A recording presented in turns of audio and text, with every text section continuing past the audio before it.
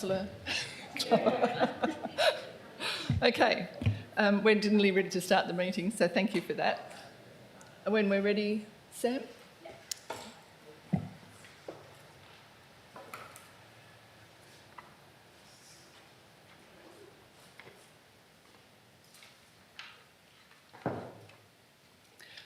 Okay, welcome everyone.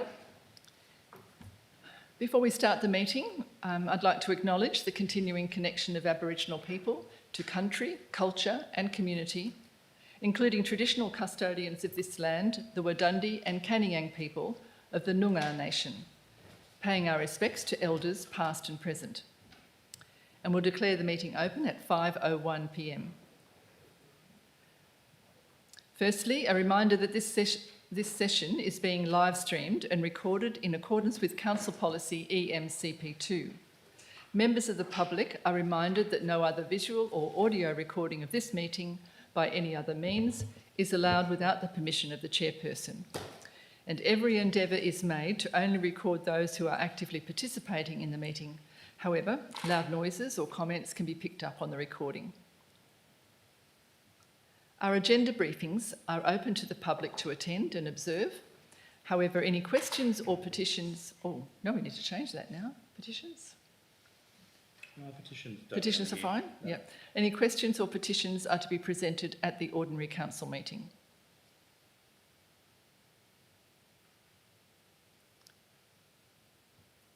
In attendance this evening, we have Councillor Davey, Councillor Glover, Councillor Gubler, Councillor Patrick, Councillor Bailey and Councillor Lindeman, and myself. To my left, we have staff present, CEO Nick O'Connor and Acting Director of Finance and Corporate, Lauren Clifford, and Samantha Farquhar, the Administration Officer in Corporate Services. And to my right, we have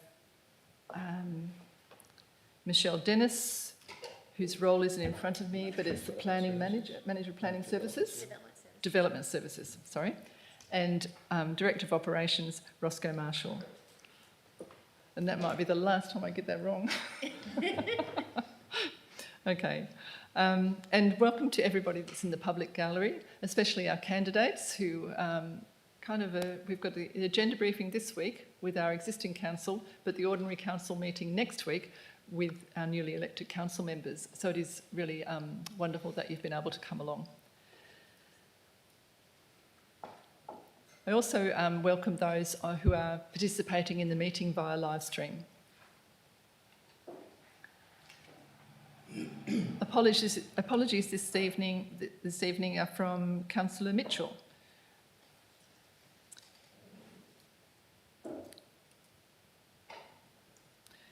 We can skip right through all of the apologies, approved leave of absence, through to 2.3, applications for leave of absence. We do that again at the OCM.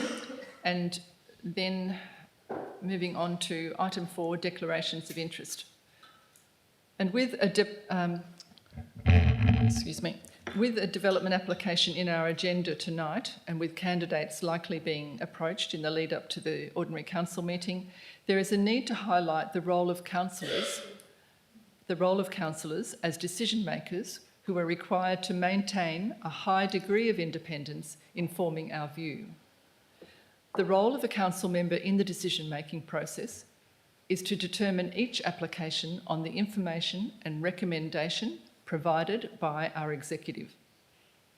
And the role of our executive is to assess the application and provide an impartial, professional opinion and recommendation to council. To avoid prejudicing the eventual decision, council members must not make up their minds about a development application until they have read the officer's reports, asked their questions at the agenda briefings, and after hearing all of the debate at the meeting. Council members must ensure there is a clear distinction between the task of our executive and in assessing the application and the task of the councillor in determining the application. Councillors must not unduly influence the application assessment, and nor should they act with bias or be perceived to act with bias. A council member who is acting with bias or is reasonably perceived to be acting with bias is to disclose their impartiality interest. So with that background, we move on to the normal statement at our meeting, which is a reminder that Division 6, Subdivision 1 of the Local Government Act 1995 states that care should be taken by all councillors, committee members and staff to ensure that a financial or impartiality interest is declared and that they refrain from voting on any matter which is considered to come within the ambit of the Act.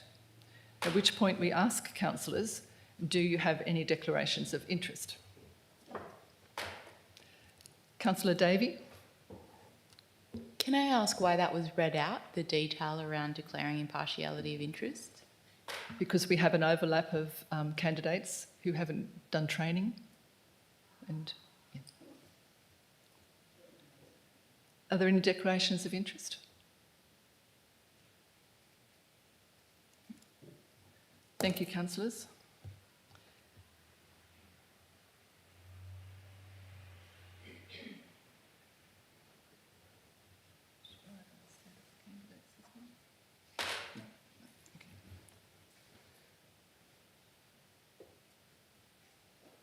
Moving right through then the agenda through to 6.3, deputations.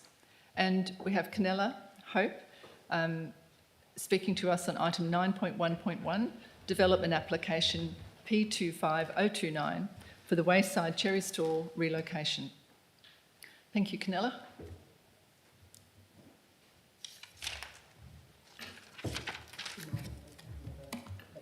No, I haven't.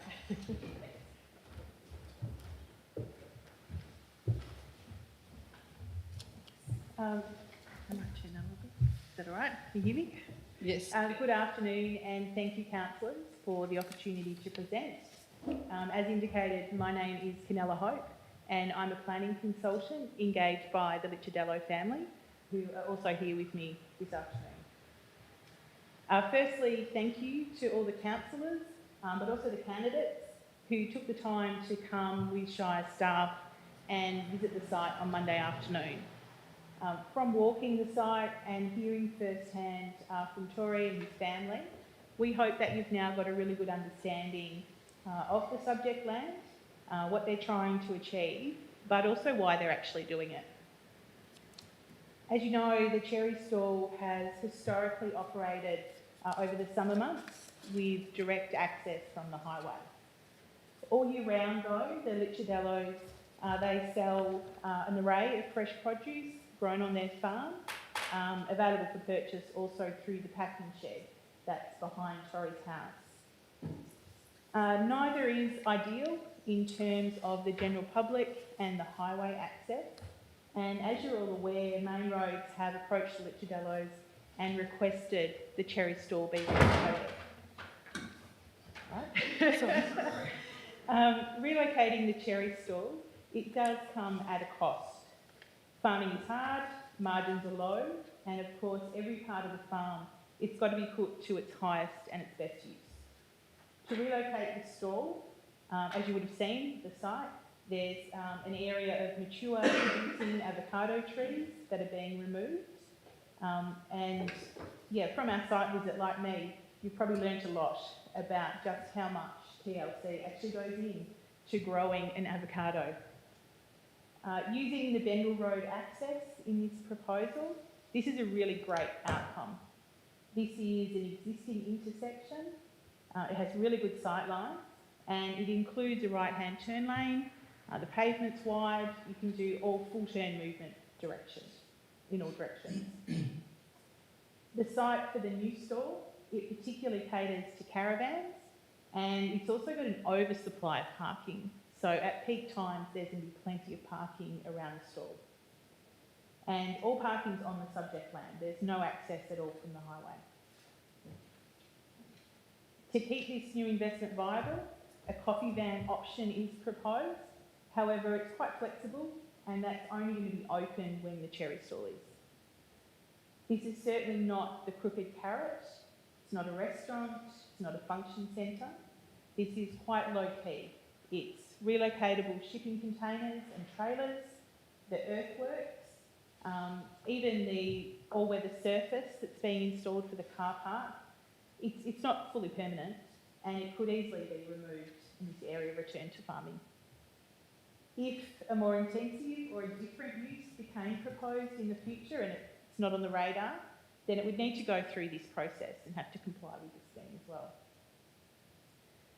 Although this is called the cherry stall, all of the retail sales from the property, they're all going to move to this new location.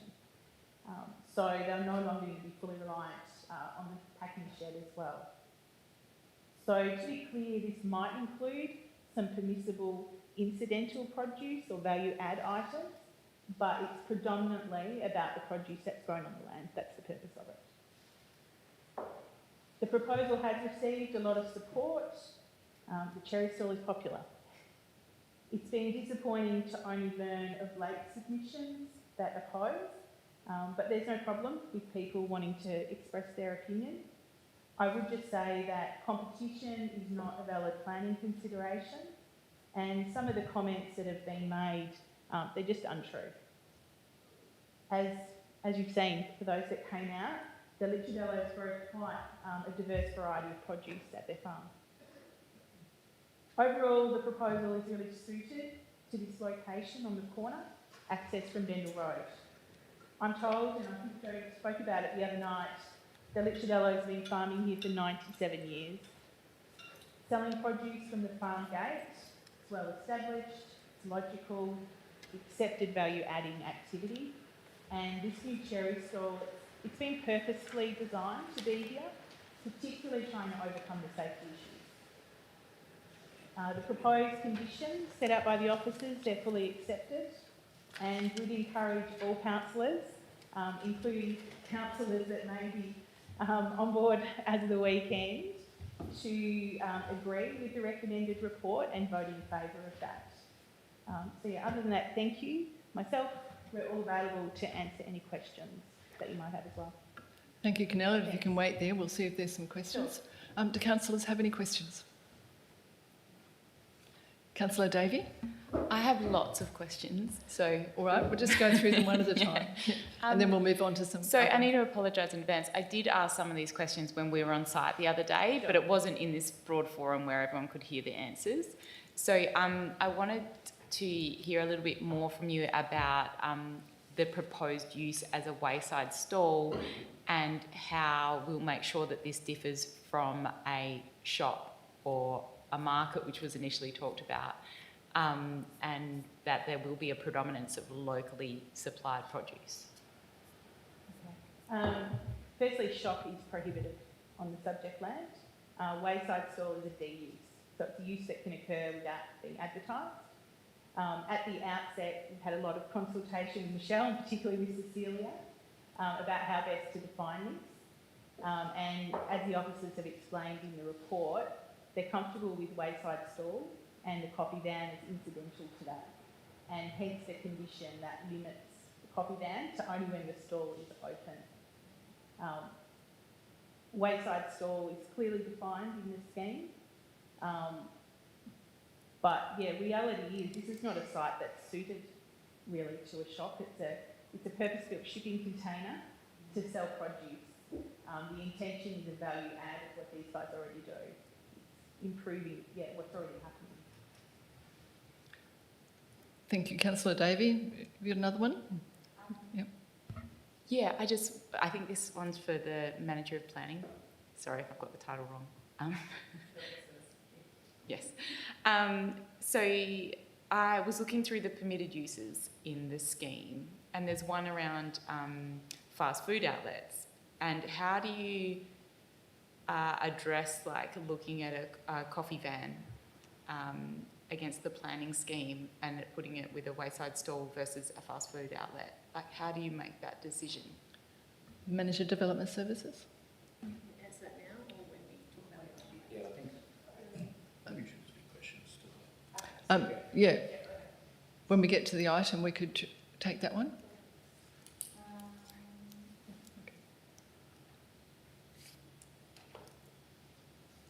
While you're looking, do you want me to ask if there's any... Yeah, okay, go.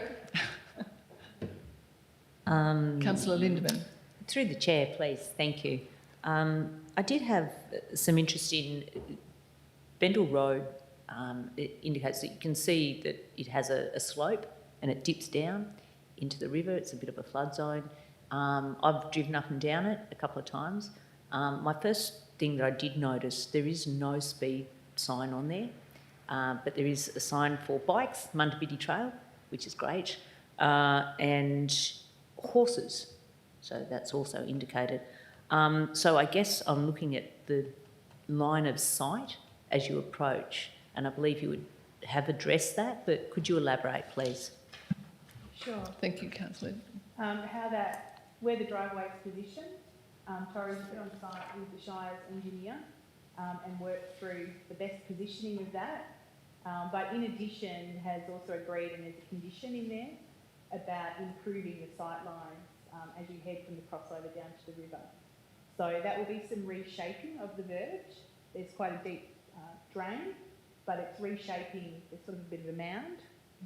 That will be removed. So the sight lines for the cars coming in and out will be good, but also for cars travelling up Bendel Road as well.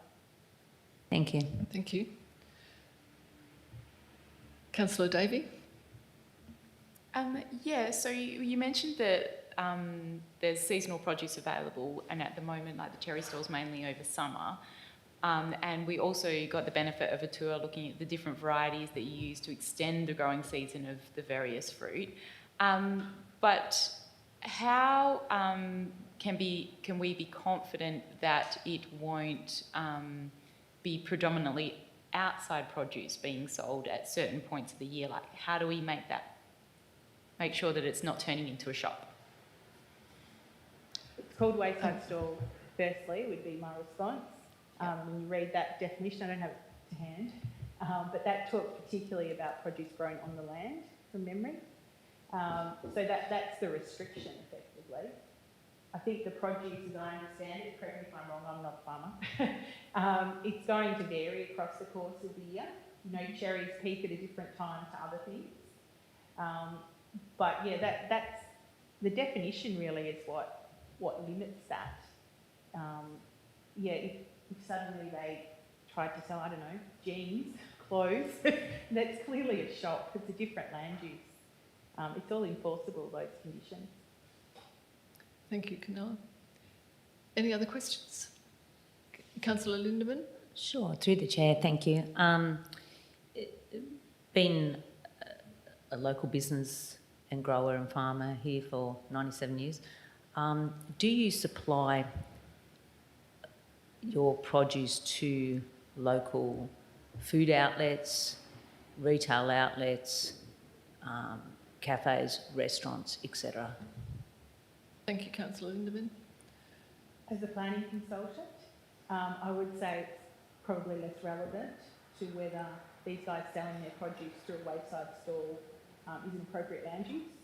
I know these guys spoke about their passion for growing and the way they operate their business when we're at site. But yeah, I suppose it's a pure planning issue where the produce goes to normally is probably a bit outside of scope. Thank you. Sorry to add anything more, but yeah, that would be my response as the planning consultant. Could I perhaps elaborate a little bit? Well, it is is it within the scope of the report? It is within the scope in that the elaboration is the ability to produce income from a farming operation. It had been spoken of the difficulty or the smaller margins and why a wayside stall is appropriate. Does that cover that? I'm not sure what you meant there. There is different margin between selling retail and, you know, going through Coles and Woolies. That's probably... From my experience with working with Cadbury okay, thank you. Yeah, it's a hugely different margin, but that's not relevant to this report. Thank you. Any further questions? Councillor Davey.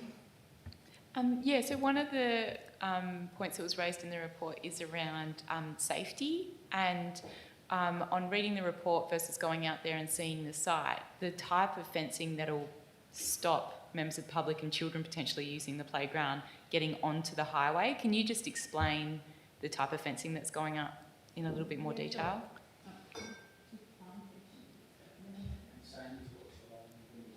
Yeah. So So it's along the Bengal ring Road, lock. there's already a fence. We stood at that fence. It's If you would same like to, fencing. if you would like to step up to the microphone, Andrew, you're more than the welcome. same fencing will extend around.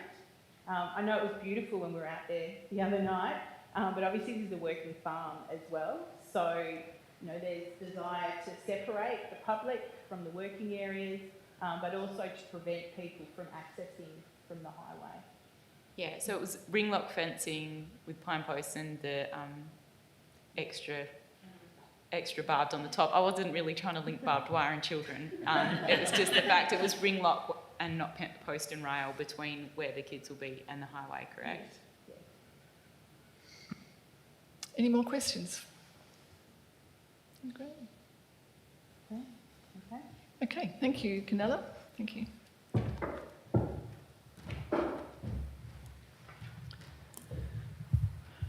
Okay. At item 6.4, we will have a delegates report at the OCM, it was just covering the Walga Convention. And then moving on to item 7, confirmation of minutes. Do councillors have any questions or comments regarding the minutes? That's of the ordinary council meeting held on the 25th of September.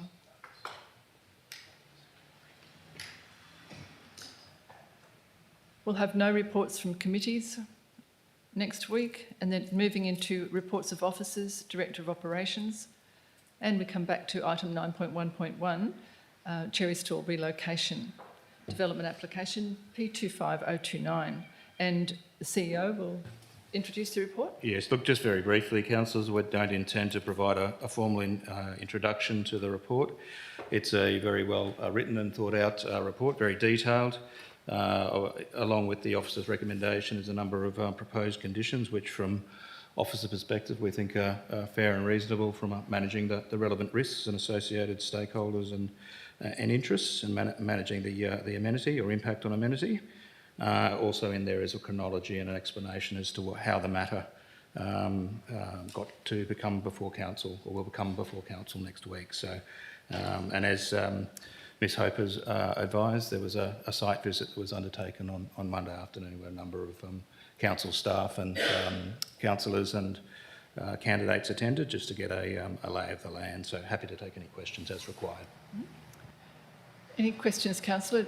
Councillor Davey, did you want to put your question forward that you asked before? No, Councillor Davey?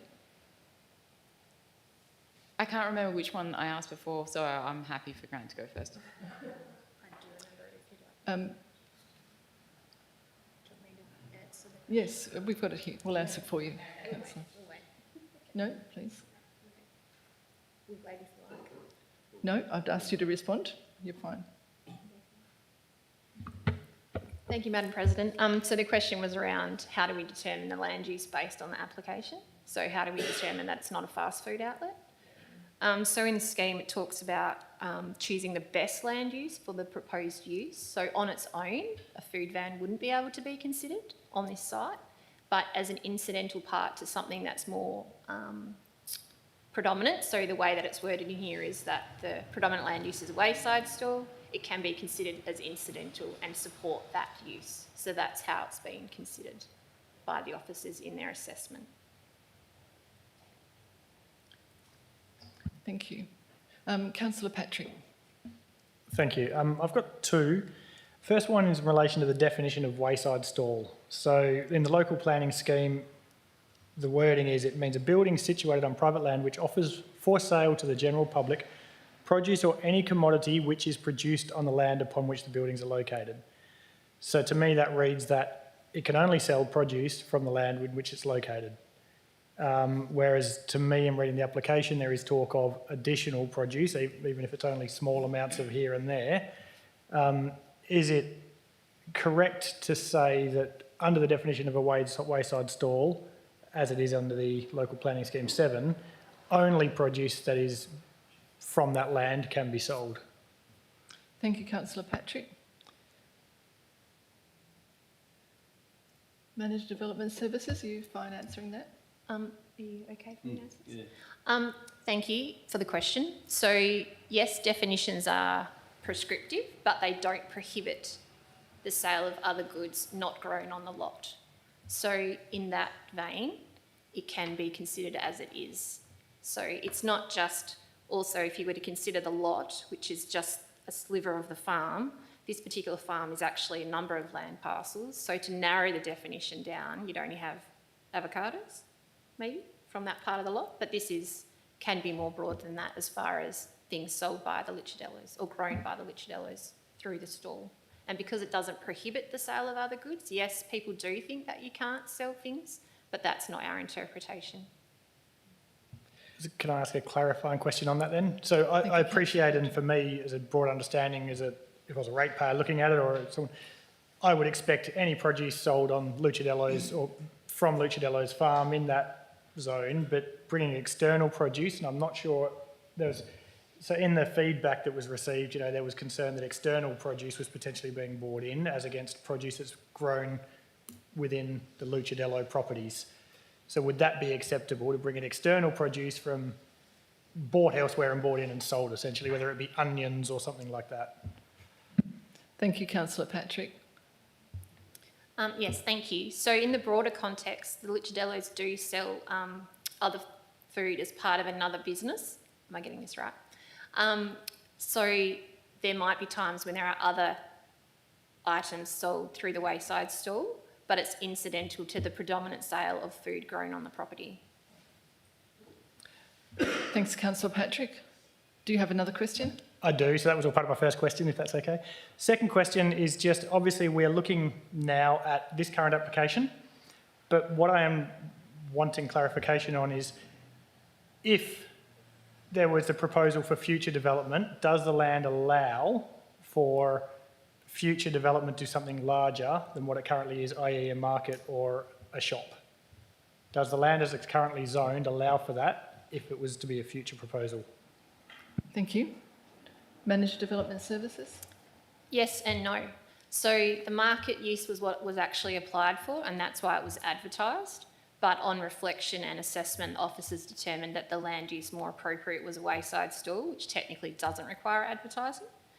So currently a shop is an X use in the priority agriculture zone, so it wouldn't be able to be considered.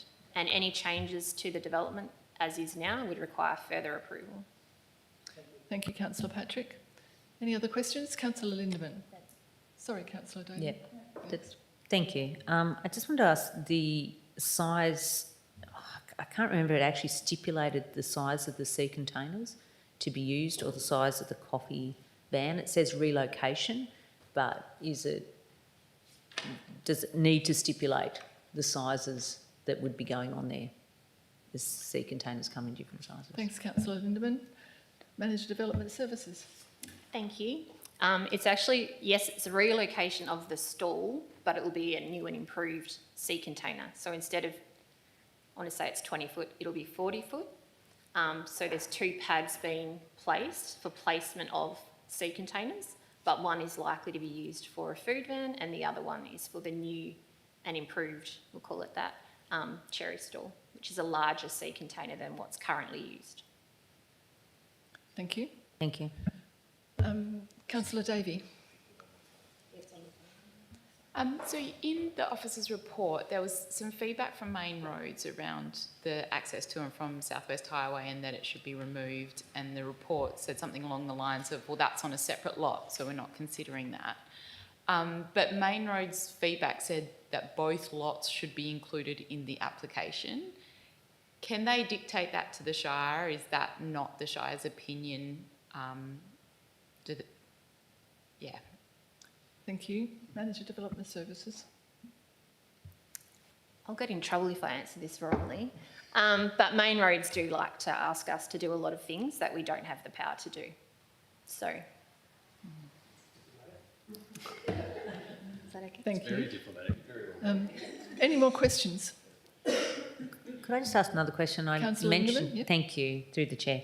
I did mention that road. I did not see a speed sign on that road at all. And if that is intended or if there's a speed limit, I just On asked. Bendel Road? On Bendel Road. Okay. Director of Operations. Through the Chair, thank you, Councillor. I did note that. I'll go and have a look into it, because normally we would expect to see some sort of speed reduction. There is a general rule, which, you know, basically you're on an open road if you turn off a highway, but I will look into that and see if it is requiring signs and come back to Council. Thank you, Director of Operations. Councillor Davey. Along the same lines, so when you went, I'm not sure if it was you or Manager of Works went out to have a look. Could you explain to us how the risk of additional traffic entering and exiting Bendel Road is being managed? So what was taken into consideration looking at the site and how you landed on the conditions that you landed on? Thank you, Councillor Davey. Director of Operations. Through the Chair, look, that's a very, very, very complex question. If you look at, in fact, I've got a report later on which I'll talk about how we come up with information to make decisions to make roads safer. So your question is difficult to answer. I'm happy to take it on notice, but I do want you to understand that engineering is not an exact science as well. So I'll take that away and we'll get some more advice from the engineering department. Yeah, thank you. It was just so I had an understanding, not to hold anyone to anything in particular. Yeah, okay. Thank you. Any more questions? Councillor Davey. I think this is my last one. So we talked about the definition of a wayside stall earlier and how it doesn't exclude sale of other produce, and that there's conditions around it being a wayside stall, but I can't see anything specific in the officer's response and conditions about that. So I've written the question more coherently here. So in relation to the officer's response that conditions and advice notes are recommended to ensure the development remains consistent with rural planning objectives, including controls on operational scale, could you please explain how operational scale has been addressed? So how are the conditions limiting the use to a wayside stall without unduly restricting the proponent? How has that been built in? Thank you, Councillor Davey. Development Services. I almost got there. I think I need a big sign. Thank you, Councillor Davey. So condition 2 actually includes wayside stall as the land use. So that's planners tend to include the land use definition in any approval so that it's clear. Development approvals run with the land, so it's quite clear what was approved. So that's how that's been, I guess, imposed. Operational scale is really linked to the land use definition, and then the coffee van has been linked to say that that can only operate when the stall's operating to make that incidental use. Does that answer? Thank you. Councillor Davey. Sorry, just to clarify, there was no definition of wayside stall in the report. Was there? Okay.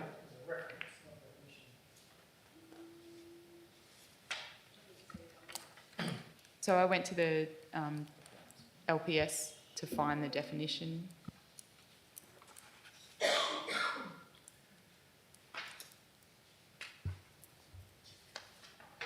I will take it on notice, but I have a feeling it's in the Reg 67 attachment in the full, because the full compliance, we get accused of our reports being too long. So the assessments against the scheme provisions is an attachment, and I actually didn't print the attachments, but I would be confident in suggesting that that's where it is.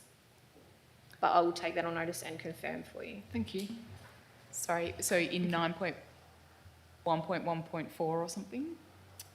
Yes, 9.1.14 is the assessment under clause 67, which is all of the matters to be considered in a development application. So that gets, it's probably in there, but I'll have to double check for you. Thank you.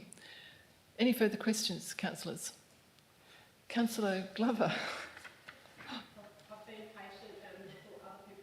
I thought other people might ask my questions, so thanks for so many questions, it's really great. My question is around the actual Bendel Road itself. Is there any future plans on maintenance for the road? Bear in mind that, you know, children are walking on the road to catch the bus. It's also bike trail, things like that. So is there a plan going forward of when that road might be maintained? Or is the road, do you find that the road is suitable at the moment? Thank you, councillor Glover. Director of Operations? Through to the Chair. Yeah. Currently, there's no maintenance items that are outstanding, and there's certainly no capital works that is planned. Thank you. Another one, councillor Glover? Yes. Oh, yes, please. My other question is around entry and exit to the highway. Given that there will be extra vehicles moving on and off the highway, I didn't see on there very much about the additional traffic and Main Road's comment on the additional cars turning on and off the highway onto Bendall Road. What was Main Road's opinion? Thank you, councillor Glover.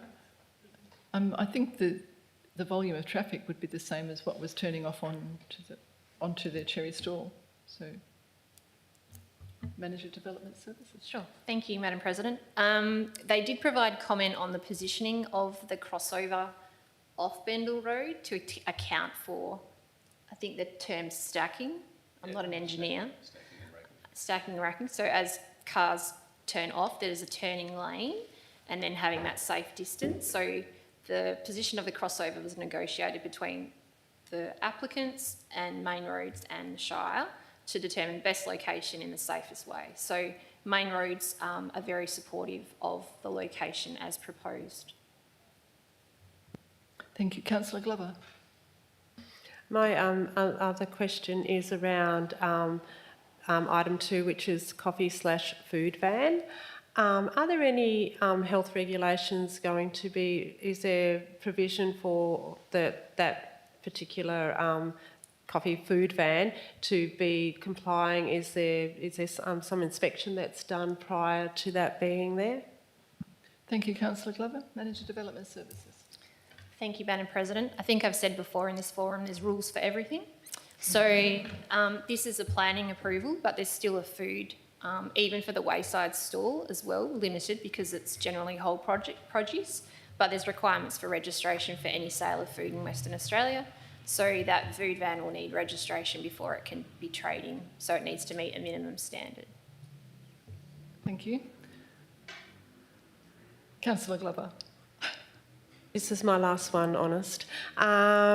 Just in regard to the definition of a wayside stall, if it's felt that community members or maybe other businesses or someone else decides that the stall isn't meeting the definition of a wayside stall, what would the next step be for those people? Would they come back to the Shire and ask for clarification about it, or what would happen in regard to that? Thank you, councillor That Glover. compliance. CEO. Probably for Managed Development Services to amplify, but it'd be like any other approval and any other allegation that's not been operated with in accordance with the development approval.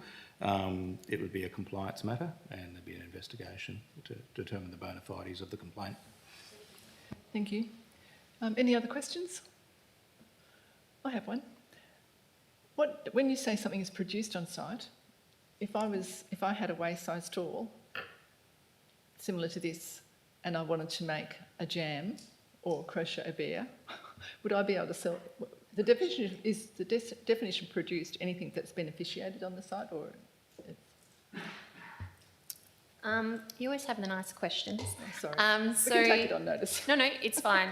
There's in our scheme, there's in around the objectives of the priority agriculture zone, it talks about value adding. So I would argue that jam made from produce grown on the site could legitimately be sold from a wayside stall. Crocheting bears, You get the drift. potentially, you You get the know. drift. All right. So, I'm sure they've got time for that too. No. So look, it's an incidental land use it's incidental, but that in particular, value adding, that's the classic example of value adding to a primary producer So- product. Jams, definitely. That would be, a beneficiation of the original product Yes. into the final product. But that would take Okay. the registration category of the food business into a different we have risk classification, so it would just change Right. the risk classification, but would definitely still meet the definition of the wayside stall. But where that's produced would need separate registration. Sorry if my question took it out No, of no, relevance. Okay, thank you. Any further questions, councillors? No. I was keeping a tally for who was going to win, and I think Alexis, you won. All right, thank you very much for that. And moving on to item 9.1.2, temporary accommodation request for 9, lot 56, Makrazamia Street in Donnybrook. And this is a fairly extensive report, and we'll just open it straight up for questions. Any questions, councillors? Councillor Davey. So I noticed that we've continued that new condition in there around using the online bushfire planning tool. Have we got any further with our insurer around getting to a point where we can approve a policy? CEO? Oh, no. No, we have had further correspondence since the last time we discussed, but there's been no concrete feedback or guidance provided by the insurer. Thank you. Any other questions, councillors? Thank you. Oh, sorry, Councillor Davey. Trying to avoid my sight. The carbon monoxide detectors, are they only required when you have gas appliances in the building? Manager Development Services. Thank you. We've been asking for them in anything that's not a building, as in, sorry, it's probably not the right, anything that's not built as a house, because they could be more airtight, there could be other gases being produced that we want to have some early detection of. So that's why we're just making a standard condition, and they're readily available. So, any further questions on item 9.1.2? Moving into item 9.1.3, the Brookhampton Road Regional Road Safety Program funding. And Director of Operations, would you like to introduce this report?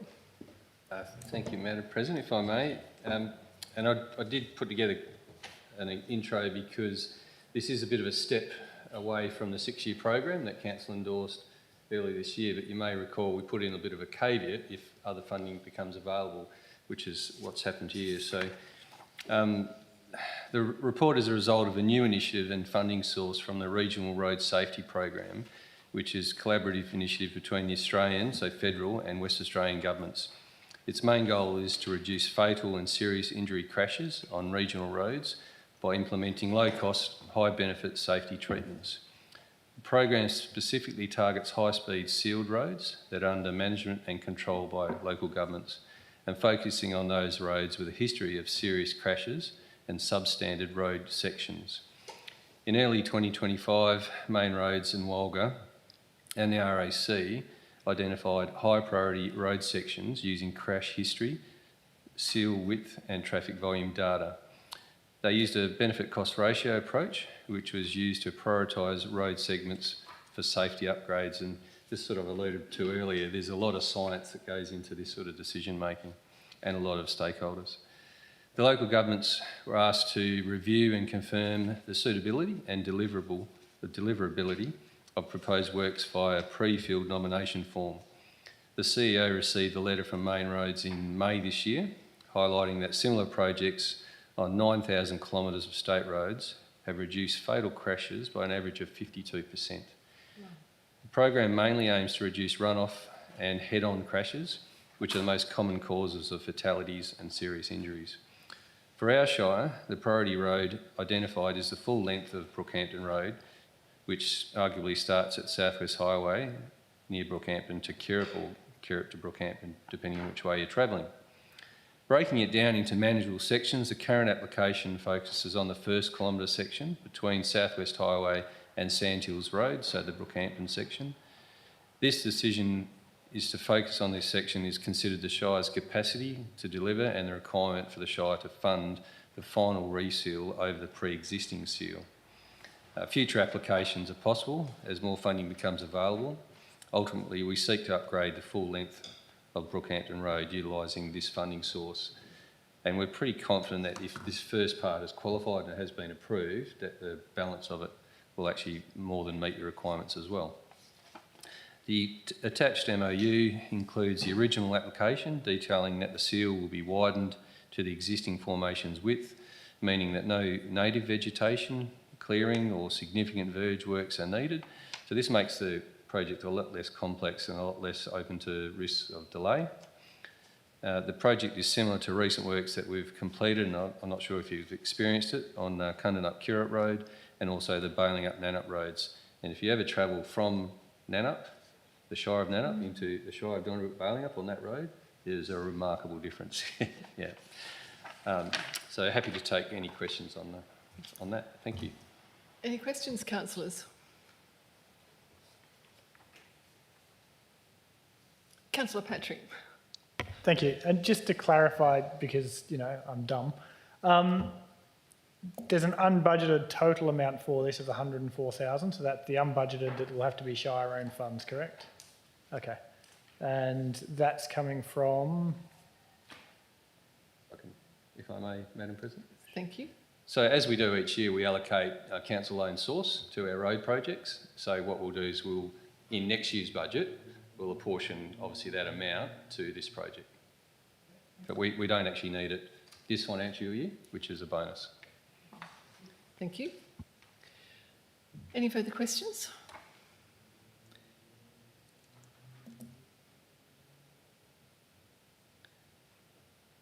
Okay, moving on to item 9.1.4, Shire of Donnybrook Bailing Up response to the South West Regional Road Group elected members meeting motion. Roscoe, would you like to introduce this one? Thank you, Madam President. I thought I'd take the opportunity, given that this subject has also been quite topical, and that this time next week we'll probably have a new elected member for the Regional Road Group as well, I assume. So the report outlines how the Shire of Donnybrook Bailing Up is responding to a resolution that was put forward by an elected member at the South West Regional Road Group elected members meeting in July, which was ultimately carried by the members who represent their local governments. The resolution concerns how bridges on roads of regional significance that are owned by local governments are managed and funded, with a full endorsed resolution detailed in the report as an attachment. The resolution requires each of the member local governments to prepare a report on bridges within their government area, which are roads of regional significance as listed in the Roads 2040, and then have these considered further at the technical committee meeting, before it is brought back to the elected members meeting. Our Shire officer understands the intent of the resolution is for local government reports to then be used to prepare a submission to the Minister of Transport, requesting the ownership and full responsibility of these bridges is transferred to Main Roads WA. For our council, this affects 13 bridges. The bridge details are included in the attachment of the report. Shire officers consider that transferring ownership or responsibility to Main Roads WA is unlikely to be supported, since these bridges are on local government roads and are council-owned. Officers do agree that changes need to be made to how the state, via Main Roads WA, funds the bridge works, and we've certainly been advocating for that. Thus, the alternative proposal was drafted for the technical group's consideration at its November Regional Road Group meeting that will be held 2 weeks prior to the elected members meeting. From this technical meeting, the group will prepare a response for the elected members' consideration at its November meeting. Thank you, Madam President. Yeah, thank you. Very comprehensive. Any questions, councillors? Councillor Davey? Sorry, I didn't quite follow that. If an alternative motion is being prepared, why are we voting on this one? Thank you. Director of Operations? Thank you, Madam President. The alternative is that we do not think it's likely that we'll be able to transfer all ownership of bridges to Main Roads. They're our bridges. Main Roads are not very unlikely going to say, okay, no worries, we'll take full responsibility for them, when they're already saying we don't have capacity to deliver. So look, I guess what we're being is practical and saying that we just don't think it's feasible or even going to happen. So that's why we propose the alternative. That's why we're saying we'd like to propose the alternative. Sorry? The alternative is that the funding be reviewed and that in a crux, that's what we want. We're happy, we understand we have a responsibility for these bridges, but the responsibility won't be changing. It won't go back to the state. Does that make sense? Question, Councillor, more around the governance or the procedural part of it, if there's another motion already on foot, or why are we endorsing another motion? Yeah, so if the group has already decided that this way forward is unlikely to be supported, so they're going a different way, why are we voting on this? Are you coming up with a backup plan? So is this plan A and you're developing plan B? If I may, Madam President, the elected member's motion was to transfer all the ownership. Yeah. So this is the alternative. This is the backup. Yeah, we don't think it's practical. So we're saying if we are going to maintain responsibility, let's get a better funding model. Councillor Davey. So the technical group that's meeting in November, what are they debating? Is it an alternate to this? This will be put on the table for debate. So ultimately, the technical group will come up with a resolution to be presented to the elected members for approval. And then what happens? Does it come back to us again? That depends on what the elected members resolve. So as an example, the elected members' resolution was for us to go away and do these reports, which we've done. So yeah, I can't forecast, but yeah, that would be the process. It would come back to us if resolved that way.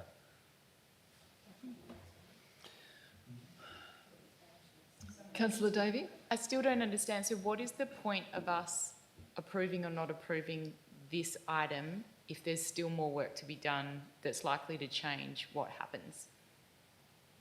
The reason quite simply is that we're putting to council here an alternative to what the elected members' resolution is.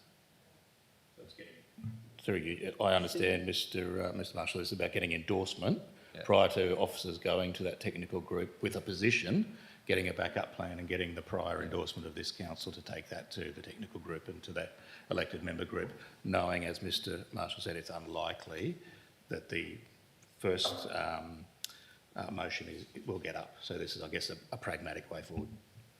And if I could just embellish through the chair, one of the things we've observed is that council officers and councillors are on different pages, and we want to be on the same page as our council. So if you see this differently, please let us know. Thank you. Yeah, we're fine. But we have observed it, and we don't want to have that problem, challenge. Yeah. I can see Councillor Lindemann? I can see where Councillor Davies coming from. If you're going in wanting to endorse that the state government takes all the bridges, but this is the plan B, because you don't think that's going to happen. Is that what you mean? No. Okay.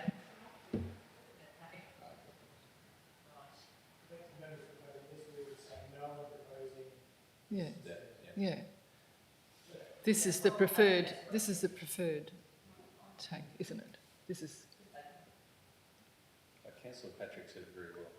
Councillor Patrick? Councillor Patrick? Okay. Councillor Gubler? So in relation, it's okay in relation to selecting that, but it also relates to getting funding to do either of those projects. Is there any money on the table or not? Thanks, Councillor Gubler. Director of Operations.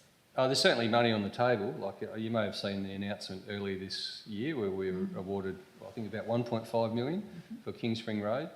And interestingly, I went through a backlog of about 600 odd emails this afternoon and found a letter from the SAC, so the State Advisory Committee, saying that they're concerned about the level of underspend across the state. So if you want more money, let them know. So if you've got projects ready to go and they're funded, there's certainly capability as far as budget goes. I guess the issue we have is capacity. And through you, Chair, my understanding of the concern is also about the timing and the instalments of the payments as well. Yes, the proposed funding regime. Yep. So it's not the quantum. Yep. Just to elaborate, for the what we're used to with the regional road group is a 40-40-20 payment split, 40% up front. What Main Roads have been talking about for bridges is actually post-payment, which, you know, is just not, yeah. I couldn't imagine that being palatable for any council, let alone ours. Thank you. Any further questions? This one? Okay. Moving on to Director of Finance and Corporate, 9.2.1, Schedule of Accounts Paid as at the 30th of September 2025. And thinking about this, councillors, from a capacity to, for ease of answering your questions on a transaction report, it is ideal to put your question in, just pop it in before the event so that we have the answers and someone like Meta can just read those out. So can you please put your questions to Meta through the week or through our usual SM councillor requests through the week so that we've got them ready if you would please for the meeting. But are there any questions on this report? Councillor Davey? I have two questions which were triggered by reviewing the report but aren't directly related to the spend. Can I give an example and see if that's permissible? Yes. So EFT 31684, it appears that we're still paying for, what's it called? Charge share, the EV charging station management fees, plug share fees. So we're still paying for those even though our EV charging station isn't working. So I was just wondering if there's a timeline for that being repaired or whether we're paying the management fees indefinitely. Director of Operations? That triggered me too, thank you, through the chair, because I actually shut down that service before I went on leave, so what's that, 6 weeks ago? So I actually sent Finance Department an email this afternoon just saying, can you confirm that this is like the final? Because that probably, there's probably like a notice period. To answer your question about where we're at with EV charges, I'd like to delay that because we have, CEO, if I may, I think we need to have a workshop with councillors on the various options and sort of, I have prepared something for the market, but I can't put it out at the moment because we're in caretaker, so I'm trying to seek some more information as well. So we're moving and we need to have a chat with council. And Councillor Lindeman? I'd thank Councillor Davey for that one, thank you. Notice that red tape. Mine's for EFT 31625.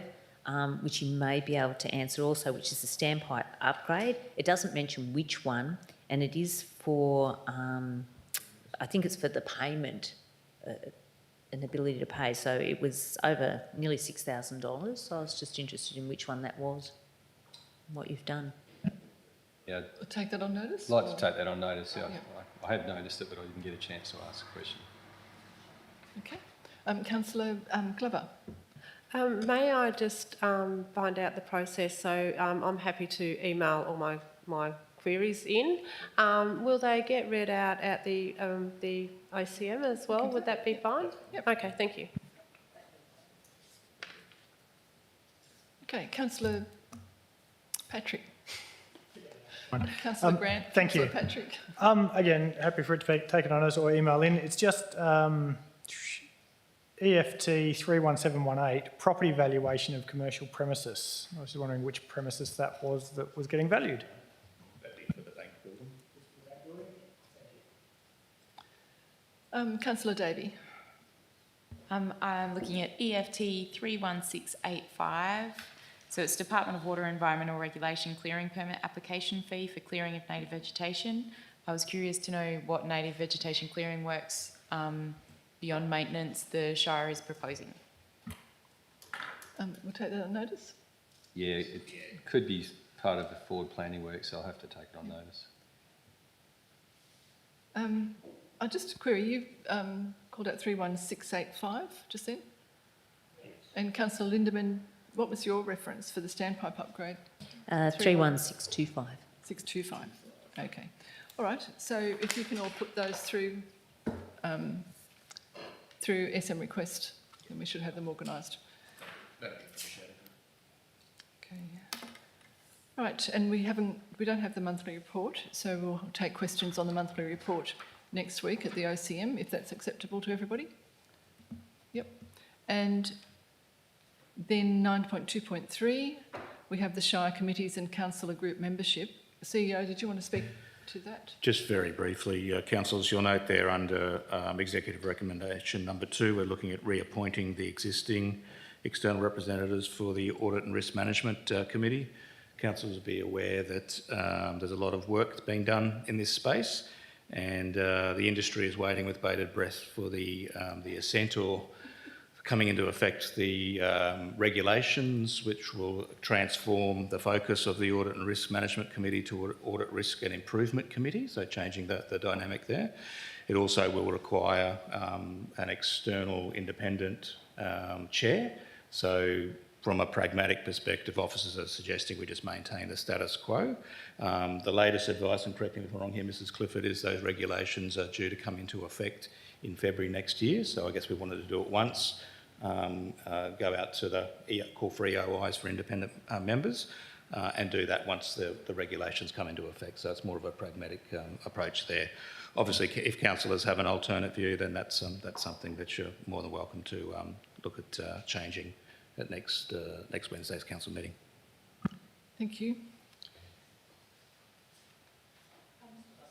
Councillor Patrick?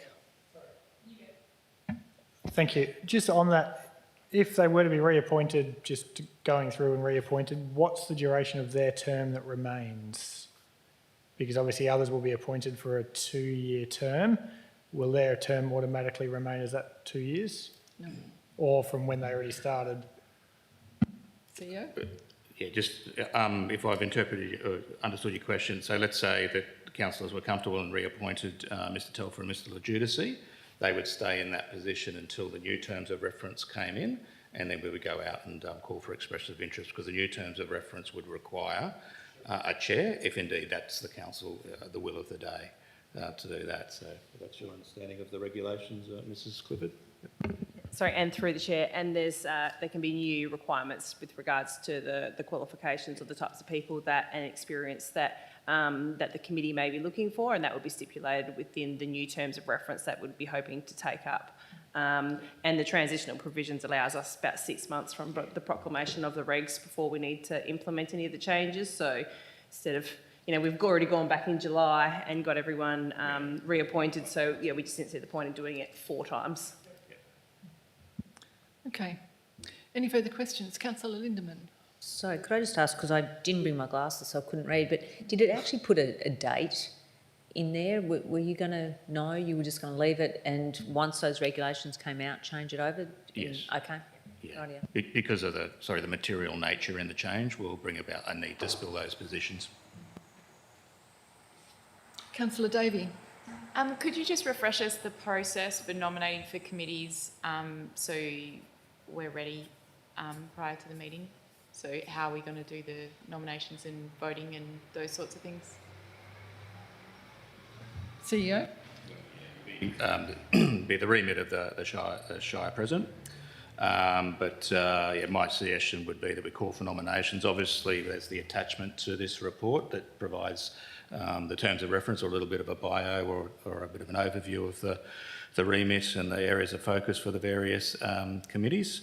So I assume they'd be dealt with individually, and that the Shire President or presiding member would call for nominations and for each of the relevant committees.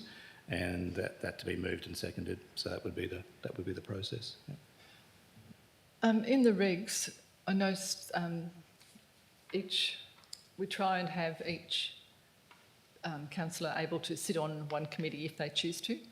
And I think we used a spreadsheet last election, didn't we, to just monitor where people were on that? Yeah, just to do that. Councillor Lindemann? Could I also just pick up on something that's there, that's the Warren Blackwood Climate Change Alliance I'd resigned and Councillor Glover was in there, and I don't know that was listed there. I think there might be a mistake on there. Sorry. I believe that this was the resolution back in the day. Is that right? It would have been the original resolution, and there's been changes, yeah, so that was just showing the sequence back in that post-election meeting. Any other questions? Okay. Now, just before I move into the confidential piece, I was just mindful that candidates haven't had the opportunity to ask questions, and would recommend that whoever chairs next week would allow questions prior to so that you have the opportunity to ask questions before we put it into debate. Yeah, next week. Okay. And if you want to submit your questions to that send it through to me. Yeah, send it through to the CEO and submit any questions that you might want to have answered at the ordinary council meeting. Right. It doesn't mean you can't ask them, random ones on the day, but it's helpful for staff to have them ahead of the time. Yep. Okay, 9.3, CEO has no reports, and we have no elected member reports for next week. Moving through to item 12, meeting closed to the public. Now, councillors, it's a straightforward item. Do you want to close the meeting? Do you have any questions? Or should we just go through to the close? No questions? Okay. And closure, item 13. I can advise that the next ordinary council meeting will be held on the 22nd of October 2025 at 5 p.m. in the Shire of Donnybrook, Balingup Council Chamber. And thank you to everyone in the gallery.